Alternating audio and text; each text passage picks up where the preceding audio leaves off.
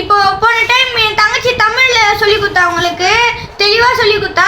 இப்போ அதே மாதிரி உங்களுக்கு பிடிச்ச மாதிரி கணக்குல சொல்லி தர சுருக்குகன்னு 6ஆம் வகுப்புல பார்த்து என்ஜாய் பண்ணுங்க.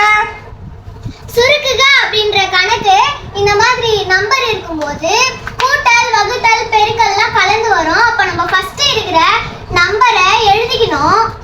அப்புறம் கூட்டல் அந்த மாதிரி இருந்துச்சுன்னா எழுதிக்கிட்டு வகுத்தல்னு போட்டுட்டு 2 போட்டு பிளஸ் போட்டு இந்த மாதிரி பிராக்கெட் போட்டுணும். இந்த மாதிரி பிராக்கெட் இருக்கும்போது இத்தையும் நம்ம பெருக்கி போடணும்.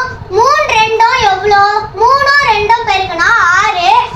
6 போட்டுட்டு இந்த பிராக்கெட் முடிஞ்சிடும். அப்புறம் நம்ம மைனஸ் போட்டு மறுபடியும் இருக்கிற 6 எழுதி அப்புறம் வகுத்தல் போட்டு 2 போடணும். இந்த பிராக்கெட் நம்மளுக்கு முடிஞ்சிடும். நெக்ஸ்ட் இந்த பிராக்கெட் மட்டும் தான் வரும்.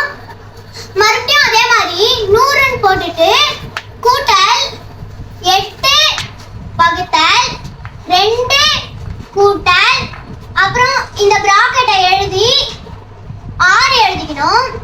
இப்போ மைனஸ் போட்டு 6 2 வகுத்தா எவ்வளோ வரும்? 3 2 6. அப்போ இங்க 3 தான் வரும். இந்த பிராக்கெட்டா முடிஞ்சிடும்.